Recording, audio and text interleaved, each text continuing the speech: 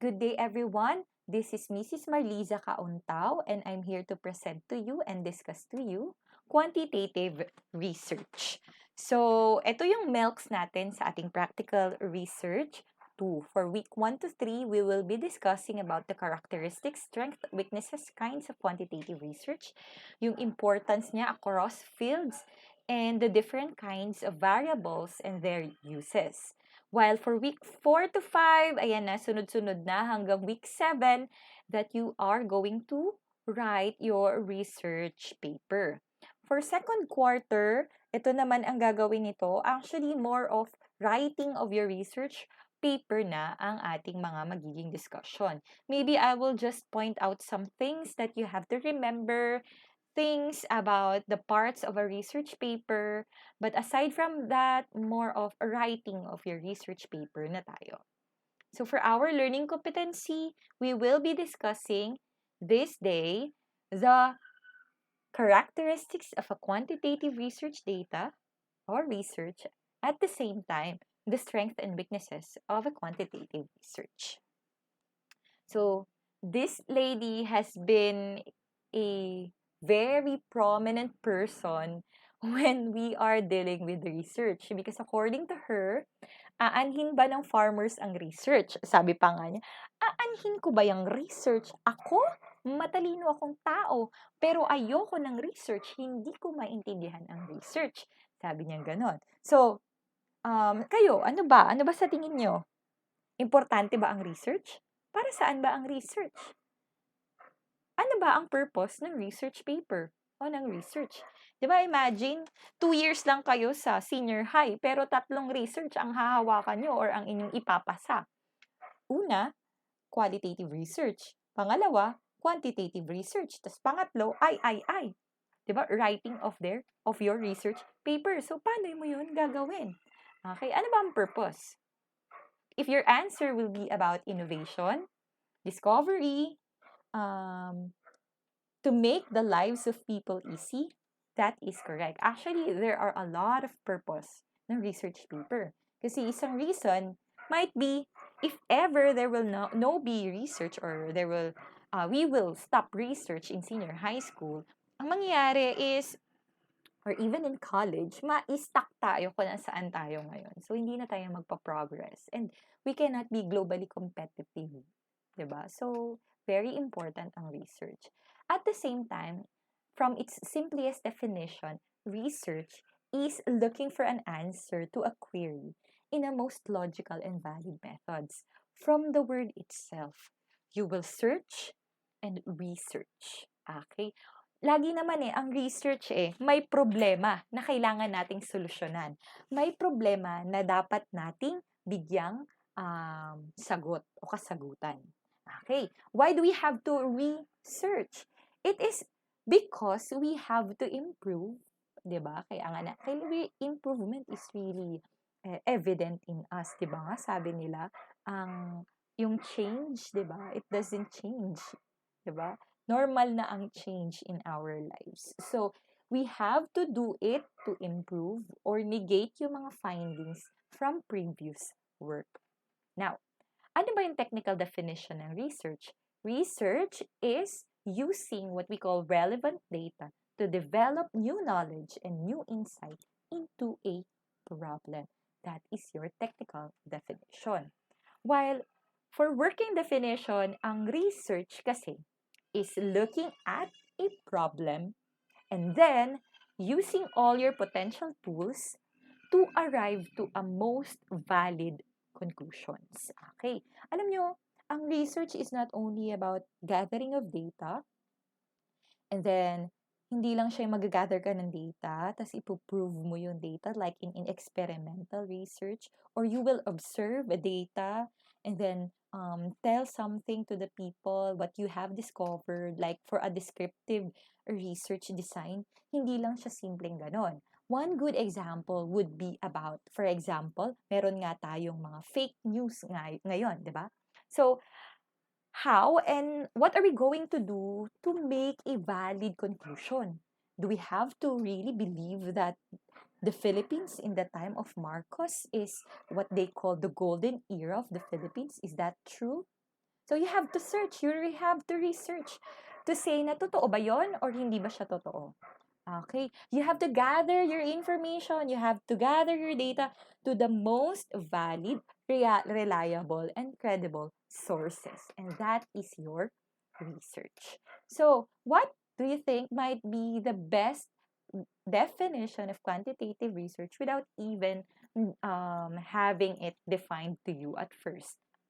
Is it letter A? Is it an activity of producing or proving a theorem? B, it is an activity concerned with finding new truth in education. C, is it a system of process obtaining numerical information about the world? Or D, it is an exploration associated with libraries, books, and journals. Okay, if your answer is C, that is correct. Numerical kasi ang pinaka, natin dyan, keyword, numerical information about the world. Why? Because quantitative research has something to do with numerical numbers. Okay. Bakit? Ano bang definition niya? It is a systematic investigation of phenomena by gathering quantifiable data and performing statistical techniques. That is your quantitative research. Okay? And if you notice in your SOP, statement of the problem, dapat meron dyan sa statement of the problem mo na, is there a significant difference or there are some questions that would be answered through statistical treatment. Okay na, lang, na ating i-interpret para magkaroon tayo ng valid conclusions. So, what is quantitative research purpose? Is to add to the body of knowledge and explain, predict, and control the events of interest in the domain. Okay, yan yung purpose ni quantitative research. While it is also used, di ba, using the quantifiable evidences to create valid, reliable, general claims. Like, for example, this one. Mga anak, ayun, sa tingin nyo, a research about the number of COVID deaths from 2020 to 2021. I know many of you are watching TVs and news, di ba? Do you think it is a quantitative research or a qualitative research? Okay, if your answer is quantitative research, that is correct. So, what might be the general claim or claims that you can conclude in this research, for example?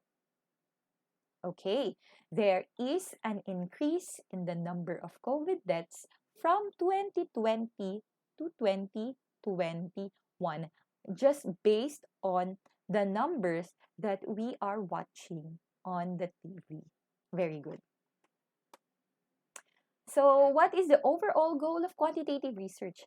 To convey numerically what is being seen in the research and to arrive to a specific and observable conditions. Ayan, mga anak. Kaya very important ang quantitative research. Example, the use of face shields. Okay, pwede niyang gawin ng research. Is it really tawag dito, useful or not? Okay, kaya lang masyadong malalim na na research na yan kasi syempre may kinalaman na siya sa medicine, Pero pwede natin yon gawin. And we can convey it numerically, di ba? Yung mga number na nagkakaroon ng COVID, sila ba yung nag-face shield or hindi nag-face shield? Something like that. May mga ganun. So, overall goal, ko-convey mo numerically ang isang observable and specific condition. So, these are the standards, qualitative and quantitative research, which I want you to read doon sa ating PowerPoint presentation. So now, let's go on to the characteristics of research. First characteristic of research is that the data is usually gathered using more structured instruments, di ba? More structured na ang instruments. Hindi na tayo gumagamit ng mga unending or yung tawag dito, yung mga questions natin na parang open-ended yon Open-ended question because most of the time, ang questions used in quantitative research is closed-ended question. Meron ka lang choices na, pagpipilian doon. Okay? Next one is that the results are based on a larger sample size. Kung before, we are only using 10 to 30 sample size, di ba? Ngayon, you need to have a bigger sample size to make it more reliable and valid. Another one is the reliability. Okay, so the research should always be replicated, repeated, para matest at mabigyan natin ng high reliability and to make it also stable and consistent. Okay. Kaya nga, for example, kung familiar kayo sa study ni Aristotle, 'di ba? Yung life came from non-living things, 'di ba? Abiogenesis, sabi niya. 'Di ba? Halimbawa, yung basahan o yung sirang medyas, doon daw nanggaling yung mga flies o yung mga lamok, 'di ba? And then here comes our other researchers na nagsabi, no, no, no. Life came from life. Biogenesis tayo. Because yung mga flies na yan, pumunta lang naman sila sa socks. Pero hindi sila nagmula sa socks. So that makes that statement, that research consistent and stable over time. Kaya siya nauulit na naulit. Another thing is that the researcher has a clearly defined research questions to which objective answers are sought. So very defined ha. Again, it's not an open-ended questions. It should be clearly defined because what will happen is kapag nagkaroon ka ng some problem with your research question, lalo na ang iyong buong thesis or buong research ay iikot dyan sa iyong research questions. Kaya nga dapat well-defined siya. And number 5 would be all aspects of your research should be carefully designed. Okay, ganito. There are times kasi na yung iyong research ay magiging palpak or sometimes hindi siya papasok doon sa rejection region, hindi mo mare-reject yung null hypothesis mo. Ibig sabihin walang pagbabago, walang innovation, walang yung iyong research. So ano ang gagawin mo? Ano bang gagawin ko dito? It should be carefully planned. Okay. What if hindi tumatanggap ang teacher ko, ang professor ko ng rejected na hindi rejected na null hypothesis? Anong gagawin ko? Uulit ba ako? Or magbabago ba ako dito na lang sa paper ko?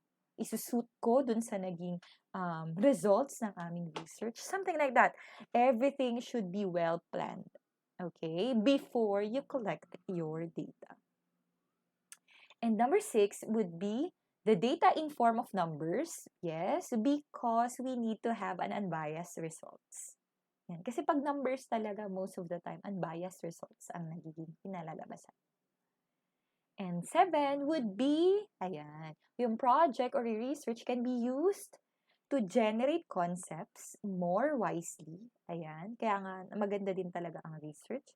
Predict your future results at the same time, investigate your causal relationship. And those were the characteristics of a research paper. Now, I want you to answer this question. Which of the following describes the characteristics of research where data are in form of statistics? A. Objective. B. Numerical data. C. Replication. Or D. Large sample size. If your answer is B, numerical, very good. That is the correct answer. So what are the strengths and weaknesses of quantitative research? So, simple lang naman yung mga nilagay ko ditong strength at saka weaknesses. First is it enables the research and description of social structures and processes that are not directly observable. Paano yun? Halimbawa, how will I know the performance of my students? Diba? For example, I applied this kind of teaching strategy. Diba? How will I know? Hindi naman observable ang performance ng mga bata. Diba? Ang observable lang dyan is kung sino yung palaging nagre-recite. Diba? Pero there are students na magaling mag-recite, tara nahihirapan pagdating sa written. So, how will we know it? we will be using pre-test and post-test. So, na-observe natin through numerical description yung mga bagay-bagay. Okay? Another thing is, yung well-suited for quantitative description, nagagawa natin yung comparison between groups, areas, etc. Okay? Yun yung kagandahan kay quantitative research. Kasi nga, syempre, focus ka lang sa numbers na binibigay mula doon sa certain groups or numbers. For example, experimental. Ito yung lumabas sa experimental. Ito yung lumabas sa control group ko. So, pinagmamatch mo siya or pinagko-compare mo lang siya. Another thing is the description of change, 'di ba? Makikita mo yung change. Graphically, anong lumabas? May abrupt change ba going down, going up? So, manonotice natin yun through quantitative research. And the analysis and explanation of causal dependencies between social phenomena happens also and can be observed through quantitative research. While for the weaknesses of quantitative research, ayan, ang dito naman is because we simplifies and compresses yung complex reality, medyo mahirap na tayong alamin yung yung perspective ng mga tao. Okay. Perspective, opinion of your participants. Constrained tayo pagdating doon. Which is one of the good, tawag dito or strength ng tinatawag natin na qualitative research. 'Di ba? Yun naman yung nasasagot ni qualitative research. Kaya nga sabi ko sa inyo mga anak, maganda din na nagkakaroon tayo ng mixed method where quantitative research and qualitative research are both used. Okay? Pwede din yun. Lalo na kapag may gusto kang tingnan ibang side ng iyong research. Next thing is the only applicable for measurable or quantifiable phenomena. So when it is not a quantifiable phenomena, you cannot apply quantitative research. At the same time, it presumes relatively extensive knowledge on the subject matter to be able to answer correct questions. Ma'am, paano ito? Kailangan well-read ka dun sa research mo. Okay? Well-read. Okay? Next thing is, it is really actually difficult to study processes. Yung mga dynamic phenomena, halimbawa, your view for the reality, mga nangyari sa paligid, social problems. Can you use quantitative research there? Actually, yes. Pero, hindi thorough. Okay, medyo vague yung maibibigay sa'yo ni quantitative research.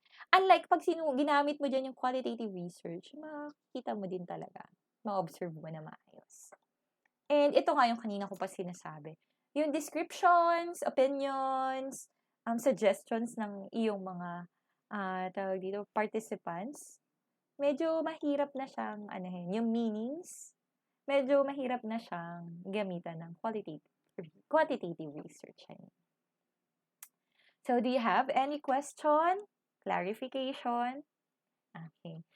If you have, please chat me in our group chat or you may chat me in my messenger. Mag-personal message kayo.